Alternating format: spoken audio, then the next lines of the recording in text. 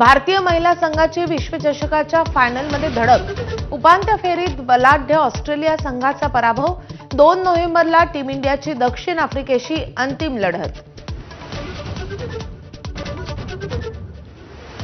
30 जून 2026 पर्यंत कर्जमाफीबाबत निर्णय घेणार, सरकारचं आश्वासन। कर्जमाफीसाठी सरकारकडून उच्चाधिकार समितीची नेमणूक।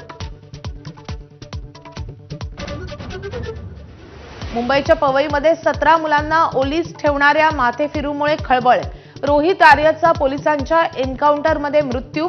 सरकारनं कंत्राटाचे पैसे बुडवल्याचा आर्यचा आरोप।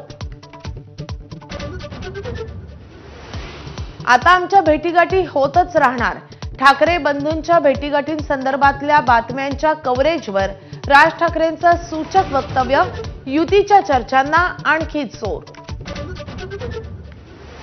शिवरायांच्या गडावर नमो सेंटर उभी केल्यास फोडून काढू, राज ठाकरेंचा थेट सरकारला इशारा।